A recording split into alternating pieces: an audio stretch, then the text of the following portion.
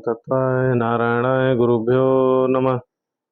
जय माता बगलामुखी। नमस्कार मित्रों, हमारे YouTube चैनल बगलामुखी साधना संस्थान पर आपका एक बार पुनः स्वागत है। मित्रों, इसके पिछली वीडियो में हमने पितृ कौन है और पितृ और प्रेत में क्या अंतर होता है, इस पर चर्चा की थी। आइए अपनी चर्चा को आगे बढ़ाते हैं और यह जानने का प्रयास करते हैं कि पितृदोष किस प्रकार से किसी भी कुल खानदान को लगता है और उससे क्या हानियां होती हैं। प्रश्न यह खड़ा होता है कि पितृदोष क्या है, किस कारण से पितृदोष होता है, ऐसा किसी भी व्यक्ति के द्वारा क्या कृत्य किया जाता है, उसके कुल खानदान के द्वारा क्या कृत्य किया जाता है कि पितृ कुपित होते हैं, जिसके कारण खानदान में पितृदोष उत्पन्न होता है। पितृदोष जैसा नाम से ही प्रकट है कि पितरों के कारण घर पर लगा हुआ दोष पितृदोष कहलाता है। ये तो एक शाब्दिक अर्थ हो गया। इसको अगर हम गहरे में जाकर समझें तो हमारे जो भी कुल खानदान के हमारे पूर्वज हैं, जिन्होंने हमारे लिए विभिन्न संपदाओं का संचय किया, जिनके कारण आज हम इस दुनिया में हैं, यदि वो हमसे तृप्त नहीं होते हैं तो ऐसी अवस्था में उन वो कुपित होते हैं और उनके कुपित होने के कारण हमारे कुल खानदान पर जो दोष लगता है, किसी भी व्यक्ति के कुल खानदान पर जो दोष लगता है, उसी को पितृदोष की संज्ञा दी जाती है। पितृदोष अत्यंत ही कठिन दोष है और ये किसी व्यक्ति विशेष पर ना होकर एक समूचे खानदान, समूचे वंश पर होता है। और जब पितृ व्यक्ति पर कुपित होता है तो ऐसी अवस्था में व्यक्ति के संपूर्ण वंश का धीरे धीरे क्षय होने लगता है। वहां से हर प्रकार की लक्ष्मी का क्षय होने लगता है और धीरे धीरे उस व्यक्ति का वंश पतन की ओर अग्रसर हो जाता है।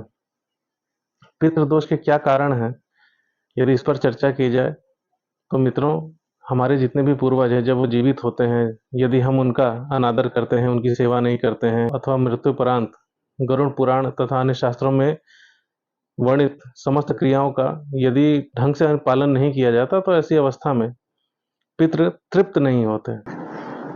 जब पितरों को तर्पण इत्यादि क्रियाओं के माध्यम से तृप्ति नहीं प्राप्त होती है, श्राद्ध इत्यादि क्रियाएं उनके वंशज नहीं करते हैं, और जब इन 16 दिनों में जो पितृपक्ष के हैं, उस समय जब वो आपके घर में आते हैं, प्रत्येक व्यक्ति के घर में उनके पितृ जब आते हैं, उस समय पर यदि उनको सेवा सत्कार नहीं प्राप्त होता है, उनके निमित्त कोई दान पुण्य नहीं किया जाता है, तो ऐसी अवस्था में वो वस्तुएं उन्हें नहीं प्राप्त होती हैं और वो धीरे धीरे कुपित होने लगते हैं।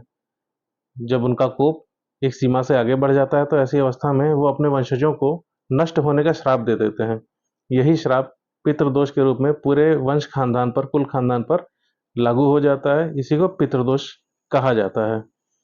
मित्रों, ये अत्यंत ही तीव्र श्राप है और इसके निदान हमारे शास्त्रों में जो दिए गए हैं उनके हिसाब से अवश्य ही करने चाहिए, ताकि व्यक्ति अपने कुल खानदान के इस दोष का निवारण कर सके और पुनः एक सुख और समृद्ध जीवन जी सके।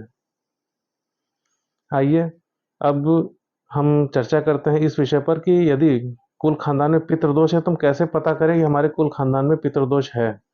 मित्रों, इसके कई लक्षण हैं। हमारे शास्त्रों में, विशेष करके गरुड़ पुराण में, इसके विशेष कई लक्षण दिए गए हैं, जिनमें से कुछ प्रमुख यहाँ पर आपको बताए जा रहे हैं। जैसे कि जब आपके पितृ आपसे कुपित होते हैं तो ऐसी अवस्था में सबसे पहले आपके घर की लक्ष्मी का धीरे धीरे क्षय होना शुरू हो जाता है।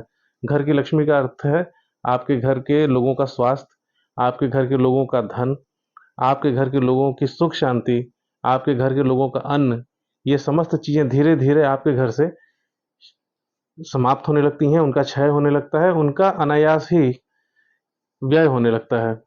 यदि ये स्थिति आपके घर में प्रकट हो रही हो तो आपको तत्काल सचेत हो जाना चाहिए, क्योंकि ये पितृदोष का प्रबल लक्षण है।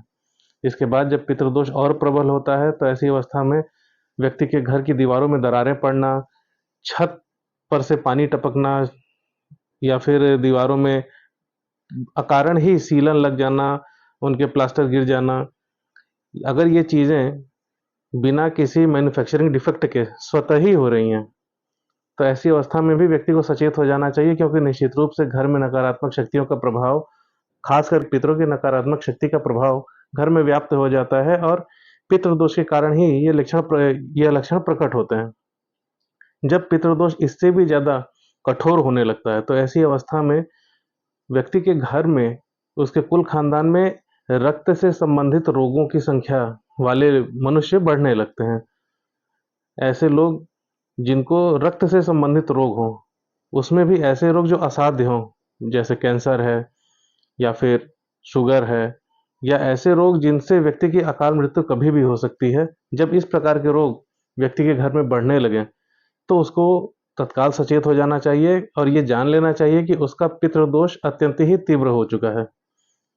इसके पश्चात की जो अवस्था होती है पितृदोष की, वो अत्यंत ही पीड़ादायक होती है प्रत्येक व्यक्ति के लिए, क्योंकि ऐसी अवस्था में व्यक्ति के कुल का नाश होने लगता है, अर्थात व्यक्ति के कुल में संतान प्राप्ति ही नहीं होती लोगों की। कई ऐसे लोग होते हैं, कुछ लोग जो अविवाहित रह जाते हैं, अथवा व्यक्ति के घर में अकाल मृत्यु होने लगती है, लोगों के असमय मृत्यु, उसके साथ ही विधवा योग और पेट के बच्चों का गिर जाना, यह समस्त समस्याएं घर में प्रकट होने लगती हैं। तब आपको यह जान लेना चाहिए कि पितृदोष अत्यंत ही तीव्र स्वरूप प्राप्त कर चुका है और आपको इसके निदान के प्रयास में तत्काल ही लग जाना चाहिए, ताकि आप आने वाले समय में अपने कुल खानदान को और अपनी आने वाली पीढ़ी को इस दोष से बचा सकें और सुख और समृद्धि वाला जीवन जीने का प्रयास कर सकें। मित्रों, आज के वीडियो में इतना ही। इसके पश्चात पितृदोष से संबंधित अगले विषय को लेकर हम अगले वीडियो में मिलेंगे। तब तक के लिए जय गुरुदेव, जय माता बगलामुखी।